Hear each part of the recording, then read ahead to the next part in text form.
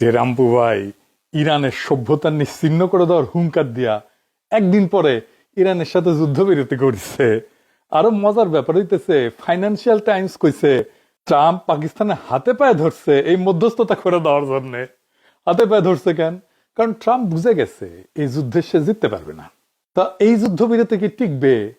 Iran 10টা শর্ত দিছে, ট্রাম্প দিছে 15টা। ইরানের 10টা শর্তের একটাও ট্রাম্পের মানার কথা না। এইগুলা শর্ত আমি এর ভিতরে গেলাম না। তার উপরে লেবাননে আক্রমণ অব্যাহত রাখছে ইসরায়েল। ইসরায়েল তো ট্রাম্পের কথা শুনে না, ট্রাম্পরে ইসরায়েলের কথা শুনতে হয়। এখন প্রশ্ন হইতেছে, কেন ট্রাম্পকে ইসরায়েলের কথা শুনতে হয়? আমি কোনো ষড়যন্ত্র তত্ত্ব বলবো না, আমি আপনাদেরকে ইতিহাসের কিছু ঘটনা শোনাবো, দেখাবো, আর কিছু প্রশ্ন রাখবো। হয়তো একদিন সেই প্রশ্নের উত্তর পাওয়া যাবে। আপনারা দেখবেন যে চোখের সামনে জল জল করতে থাকা ইতিহাসের কিছু ঘটনা আমাদের মনে এতদিন কেন কোনো প্রশ্নের উদ্রেক করে নাই, কারণ আমরা কিছু জিনিস আগে দেখি নাই, যেটা আজকে আপনারা দেখবেন আমার এই ভিডিওতে। আমি কয়েকটা জিনিস জোড়া দিয়ে দেখাবো। একটা রহস্যময় গল্প বুঝবেন, যে গল্প আগে কখনোই শোনেন নাই। তাইলে বুঝবেন কেন আর কোথায় আমেরিকার প্রেসিডেন্টদের টিকি বান্দা থাকে, তার বাইরে সে যাইতে পারেন। আমাদের এই প্রশ্নের উত্তর খুঁজতে একটু পিছনে যাইতে হবে। 1963 সাল আমেরিকা একজন প্রেসিডেন্ট আছেন যিনি বিশ্বাস করেন হাতে পারমাণবিক অস্ত্র যত কম পৃথিবী তত নিরাপদ। তার নাম জন এফ কেনেডি। আর তার ছোট ভাই রবার্ট কেনেডি আমেরিকার অ্যাটর্নি জেনারেল, মানে দেশের সর্বোচ্চ আইন কর্মকর্তা। আমরা তো জানি রবার্ট কেনেডির আবার আর একটা কথা, তুমি যদি অন্য দেশের হয়ে আমেরিকায় লবিং করো তাহলে সেটা খোলাখুলি করো, নাম লেখাও, রেজিস্ট্রেশন করো, হিসাব দাও, লুকায় কাজ করার কোনো সুযোগ নেই। এই বিষয়টা আমরা একটু পরবর্তীতে বিস্তারিত বুঝে দেখব। এই দুই ভাইয়ের দুই যুদ্ধের গল্পই আজকের এপিসোড। কি ছিল সেটা? আসেন আল্লাহর নামে শুরু করি। প্রথমে আসেন বড় ভাইয়ের যুদ্ধে। ইসরায়েলের দক্ষিণে নেগেভ মরুভূমি, মাইলের পর মাইল বালি আর পাথর, মাঝখানে একটা জায়গা ডিমোনা। সেইখানে ফ্রান্সের সাহায্যে তৈরি হইতেছে একটা পারমাণবিক রিয়াক্টর, পারমাণবিক চুল্লি। ইসরায়েলের প্রধানমন্ত্রী ওই সময়কার বেন গুরিয়ন পার্লামেন্টে দাঁড়ায় বলল, আমরা এটা বিদ্যুৎ আর গবেষণার জন্য ব্যবহার করব, সম্পূর্ণ শান্তিপূর্ণ। কিন্তু কেনেডি এই কথা বিশ্বাস করলেন না। শুধু বিশ্বাস করলেন না, উনি প্রকাশ্যে বললেন এই কথাটা।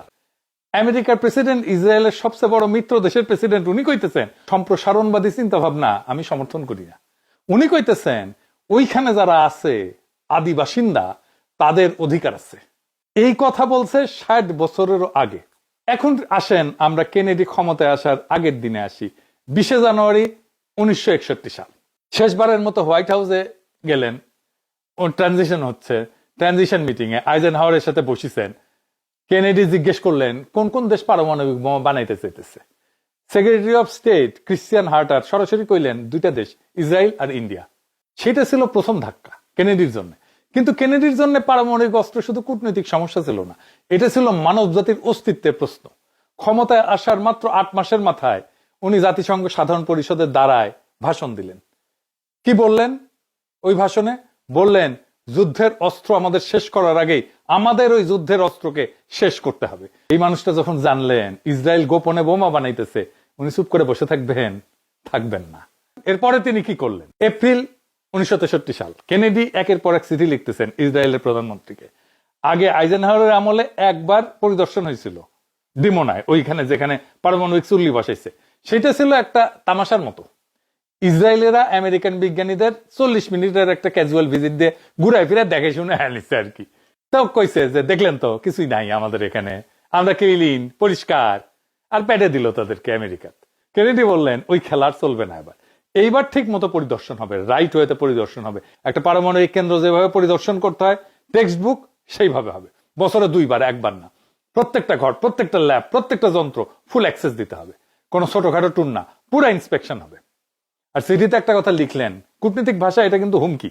উনি বললেন যদি আমরা নির্ভরযোগ্য তথ্য না পাই তাহলে ইসরায়েলের প্রতি আমেরিকার সমর্থন এবং প্রতিশ্রুতি গুরুতরভাবে ক্ষতিগ্রস্ত হবে। এটা শুনে ইসরায়েলি বিমান বাহিনীর প্রাক্তন প্রধান মেজর জেনারেল ড্যান তোলকোভস্কি আশঙ্কা করলেন যে কেনেডি হয়তো ডিমোনায় সরাসরি আমেরিকান সেনা পাঠিয়ে দিতে পারেন। আর বেন গুরিয়ান পদত্যাগ করলেন এই হুমকিতেই। কেউ বলে বয়সের কারণে করছে, কেউ বলে স্বাস্থ্যের কারণে, কিন্তু টাইমিংটা দেখেন, কেনেডির চাপের ঠিক মাঝখানে উনি পদত্যাগ করলেন। নতুন প্রধানমন্ত্রী আসলেন, ওনার নাম হইতেছে লেভি অ্যাশকল।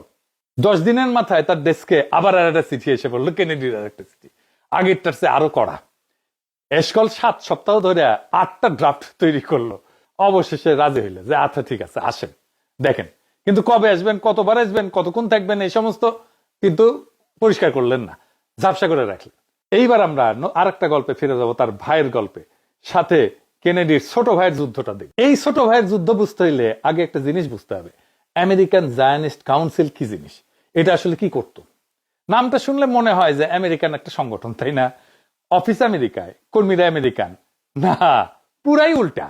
1963 সালে সিনেটর ফুলব্রাইট, ফুলব্রাইট বলে একটা স্কলারশিপ আছে কিন্তু, জানেন তো? ওই ফুলব্রাইট উনি যখন সিনেটে ফরেন রিলেশনস কমিটিতে ছিলেন তখন একটা তদন্ত শুরু করলেন এই আমেরিকান জায়নিস্ট কাউন্সিলের বিরুদ্ধে।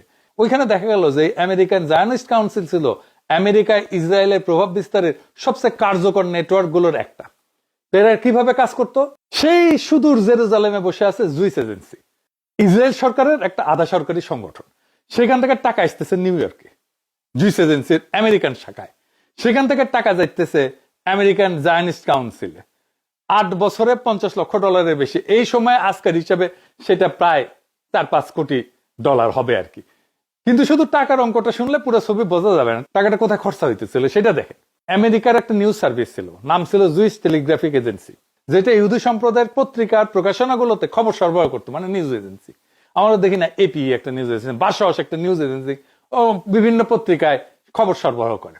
তো এই ইহুদি পত্রিকাগুলোতে খবর সরবরাহ করতো, স্বাধীন একটা সংবাদ সংস্থা। এই আমেরিকান জার্নালিস্ট কাউন্সিলের টাকায় সেটা কিনে নেওয়া হলো, নিয়ন্ত্রণ নেওয়া হলো। এরপর থেকে আমেরিকার ইহুদি প্রকাশনগুলোতে যে খবর যাইতেছে সেটা ইসরায়েল সরকারের ফিল্টার দিয়ে যাইতেছে, তাই না? আমাদের দেশে যেমন ফুন্দের আলো আর দিল্লি স্টার, ওখানে যা বয়ান আসে তার দিল্লির বয়ান, তাই না? ইন্ডিয়ার একটা নিউজ এজেন্সি আছে এএনআই, ওটা হইতেছে মোদির এজেন্সি, ওখান থেকে যে সমস্ত খবর যায় সেগুলো সব মোদির খবর। আমেরিকার বড় বড় ম্যাগাজিনে ইসরায়েলের পক্ষে আর্টিকেল ছাপানো হইতেছে, রেডিও টিভিতে ইসরায়েলের সমর্থন অনুষ্ঠান হইতেছে, খ্রিস্টান পাদ্রী, বিশ্ববিদ্যালয়ের অধ্যাপক, সাংবাদিক এদের ভর্তুকি দিয়ে ইসরায়েলের ভ্রমণে পাঠানো হইতেছে, যাতে ফিরে আসা তারা ইসরায়েলের পক্ষে কথা বলে। ঠিক একইভাবে বাংলাদেশে ইন্ডিয়া কিন্তু কাজ করে না? বাংলাদেশ থেকে কি পরিমাণে সাংবাদিক, শিক্ষাবিদ, ব্যবসায়ী, শিল্পীদের ইন্ডিয়া নিয়ে যায় কল্পনা করতে পারবেন না। এই যে চ্যানেলের যে দীপ্তি চৌধুরী, ওরাও নিয়ে গেছিল হাসিনা পড়ার আগে, তখনও কিন্তু সে এত প্রমিনেন্ট হয়নি। তাহলে বুঝেছেন তো, ওই পর্যায় পর্যন্ত যদি যায়, তাদেরকে নিয়ে যায়, তাহলে কি পরিমাণের লোকজনকে ওখানে নিয়ে যায়। বিশ্ববিদ্যালয়গুলোতে বিশেষ করে যেখানে মিডল ইস্ট স্টাডিজ প্রোগ্রাম আছে, সেখানে হিব্রু কালচার চেয়ার বসানো হইতেছে, মানে আরব ইসরায়েল সংঘাত যেখানে পড়ানো হবে সেখানে ইসরায়েলের দৃষ্টিভঙ্গি থেকে পড়ানোর ব্যবস্থা করা হইতেছে, বুঝেছাও? কংগ্রেসম্যানদের সরাসরি লবিং করা হয়েছে, টাকা দেওয়া হইতেছে। আর যে পত্রিকা বা সংগঠন ইসরায়েলের সমালোচনা করতেছে তাদের বিরুদ্ধে সিন্ডিকেট করে ঝাঁপে পড়িচ্ছে, আক্রমণ চালানো হইতেছে। আমার ফেসবুক পেজে দেখেন না, ঝাঁপে পড়ে আমার উপরে ঠিক উমকা করে। সিনেটর ফুলব্রাইট রিপোর্ট লিখলেন, উনি কি বললেন এই রিপোর্টে?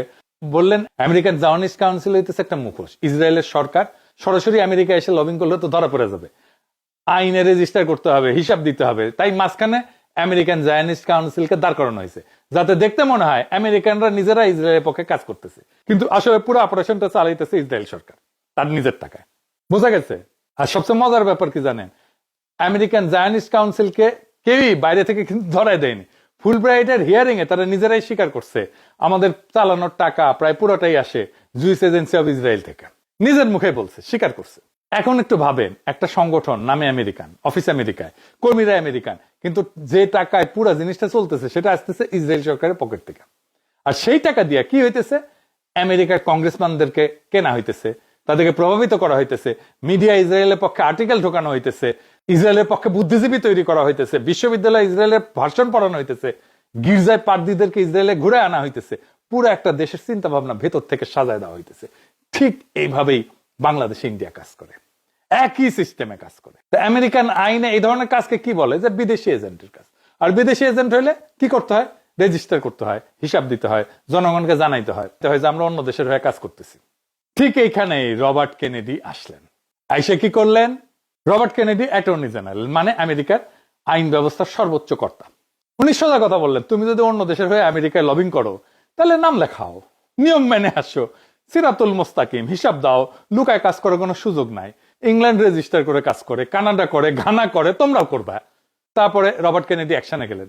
62 সালের 21শে নভেম্বর তার ডিপার্টমেন্ট অফ জাস্টিস থেকে আমেরিকান জায়নিস্ট কাউন্সিলকে সরাসরি চিঠি দিলেন।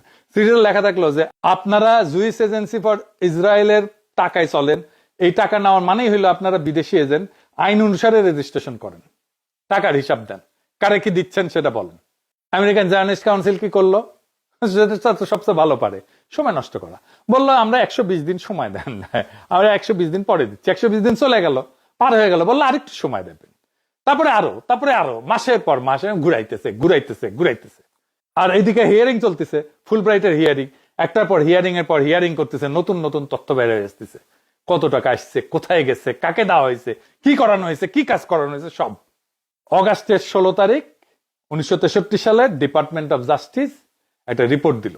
রিপোর্টে পরিষ্কার লেখা, আমেরিকান জায়নিস্ট কাউন্সিলের তাৎক্ষণিক রেজিস্ট্রেশনে জোর দিতে হবে, দেরি করা যাবে না। তারপরে অক্টোবরে আবার একটা চিঠি দিল 11 তারিখে 1963 সালে ডিপার্টমেন্ট অফ জাস্টিস থেকে আর একটা চিঠি। এইবার লেখা 72 ঘন্টার মধ্যে জবাব দেন। 6 দিন পর অক্টোবর 17 আমেরিকান জায়নিস্ট কাউন্সিলের আইনজীবী জাস রিকফিল্ড, খুব নাম করা আইনজীবী, উনি ছুটে গেলেন ডিপার্টমেন্ট অফ জাস্টিসে, কর্মকর্তাদের সামনে বসলেন, আর যা বললেন সেটা শুনলে বুঝবেন এই লবি কতটা শক্তিশালী ছিল। উনি বললেন রেজিস্ট্রেশন করতে বলবেন না, কারণ আমরা যদি বিদেশি এজেন্ট হিসেবে নাম লেখাই তাইলে আমেরিকান কাউন্সিল ফর জুডাইজম, যারা জায়নিজমের বিরোধী, তারা এটা নিয়ে এমন কাউ শুরু করে দেবে, প্রচার চালাবে, প্রোপাগান্ডা চালাবে, যে পুরা জায়নিস্ট আন্দোলনটাই আমেরিকায় শেষ হয়ে যাবে। আপনারা কি চান জায়নিস্ট আন্দোলন শেষ হয়ে যাক? উনি বললেন আমাদের মাফ করে দেন, আমার ক্লায়েন্টরা কোনো কাগজে সইটই করতে পারবে না, বিদেশি এজেন্টে কোনো ফর্ম পূরণ করবে না। ভাবেন, আমেরিকার ডিপার্টমেন্ট অফ জাস্টিস বলতেছে রেজিস্ট্রেশন করো, আর একটা লবি গ্রুপ বলতেছে না আমরা করতে পারবো না। আমেরিকান সরকারকে না বলতেছে একটা লবি গ্রুপ। এখন পুরো ছবিটা একবার দেখেন। দুই ভাই দুই দিক দিয়া একই সময় দুই দিক থেকে ইসরায়েলকে চেপে ধরিছে। বড় ভাই জন কেনেডি চিঠির পর চিঠি লিখিচ্ছেন, ইসরায়েলের প্রধানমন্ত্রীকে পারমাণবিক অস্ত্র বানাইতে দেবো না, ল্যাব খুলে দেখাও। আর ছোট ভাই রবার্ট কেনেডি বলতেছেন ইসরায়েলি লবিকে আমেরিকায় লুকায় রাজনীতি করতে দেব না, নাম লেখাও, হিসাব দাও। আর সবচেয়ে অবাক ব্যাপার কি, এই দুইটা যুদ্ধই চলতেছিল পর্দার আড়ালে, সাধারণ আমেরিকানরা কিন্তু জানতো না, সাধারণ ইসরায়েলেরা জানতো না। শুধু দুই দেশের মুষ্টিমেয় কয়েকজন ঊর্ধ্বতন কর্মকর্তা বুঝতে পারতেছিলেন একটা বিশাল ঝড় আসছে। কি সেই ঝড়? নভেম্বর 22, 1963, ডালাস, টেক্সাস, দুপুর 12:30। প্রেসিডেন্ট কেনেডি ডিলি প্লাজা একটা ওপেন টপ লেমুজিনে বসে আছেন, পাশে ফার্স্ট লেডি জ্যাকলিন। রাস্তার দুই পাশে হাজার হাজার মানুষ, রোদ উঠছে, সবাই হাত নাড়তেছে, চমৎকার একটা দিন। হঠাৎ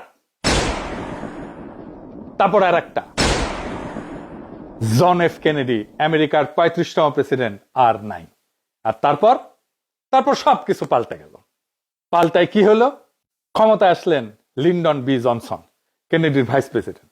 এই মানুষটাকে ইতিহাসবিদরা বলেন ইসরায়েলের সবচেয়ে ঘনিষ্ঠ আমেরিকান বন্ধু। কেনেডি যেখানে ইসরায়েলকে প্রত্যেকটা পদক্ষেপে চ্যালেঞ্জ করছিল, জনসন এসে সেই চ্যাপ্টার ক্লোজ করে দিল। জীবনের কথা তোলেননি, তুলছেন, কিন্তু কেনেডির মতো করে টেবিল ঠুকে বলেন নাই বছরে 2 বার ইন্সপেকশন করতে দিতে হবে, যে দাবি কেনেডি করছিলেন সেটা করেন নাই, চুপচাপ ভুলে গেলেন। বছরে একবার ইন্সপেকশন হইল 1964 থেকে 1969 পর্যন্ত, 6 বছরে 6 বার। আর ইসরায়েলেরা এই সুযোগটা কাজে লাগাইলো, তারা রিয়েক্টরের ঠিক নিচে মাটির তলায় গোপনে বানায় ফেললো একটা প্লুটোনিয়াম রিপ্রসেসিং প্ল্যান্ট, মানে বোমা বানানোর কাঁচামাল তৈরির কারখানা, যাতে আমেরিকান পরিদর্শকরা না দেখে। তার জন্য কি করলো জানেন?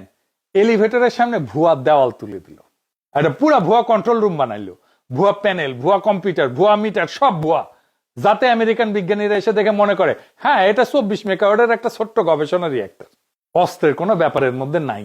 বলবে অস্ত্র বানাইতেছো, কই না তো। আর আমেরিকান জায়নিস্ট কাউন্সিল সেই 72 ঘন্টার ডেডলাইন মনে আছে না, যেটা অক্টোবরের 11-তে দেওয়া হয়েছিল, সে ডেডলাইনের উত্তর আর কোনোদিন আসেনি। কেনেডি মারা যাওয়ার পর ডিপার্টমেন্ট অফ জাস্টিসের চ্যাপ্টার যেন বরফের মতো গলতে শুরু করলো। জনসনের নতুন অ্যাটর্নি জেনারেল আসলো, নিকোলাস ক্যাটজেনবার্গ, পুরা দাবিটা চুপচাপ তুলে নিলেন। কোনো ঘোষণা নাই, কোনো ব্যাখ্যা নাই, শুধু শেষ। আমেরিকান জায়নিস্ট কাউন্সিল কি বন্ধ হয়ে গেল? হ্যাঁ, নাম হিসাবে বন্ধ হইল, কিন্তু যে কাজটা করতো, লবিং, প্রচার, কংগ্রেসের প্রভাব বিস্তার, সেটা কিন্তু থামলো না। সেটা চলে গেল একটা নতুন সংগঠন, নতুন নামে, নতুন রিপ্যাকেজিং হয়ে, কিন্তু একই কাজ। সেই সংগঠনের নাম আপনারা সবাই জানেন, AIPAC, American Israel public affairs committee. আজ যেটা আমেরিকান রাজনীতির সবচেয়ে শক্তিশালী লবি। মানে কি দাঁড়ালো? কেনেডি ভাইরা যে দুইটা যুদ্ধ লড়তেছিলেন,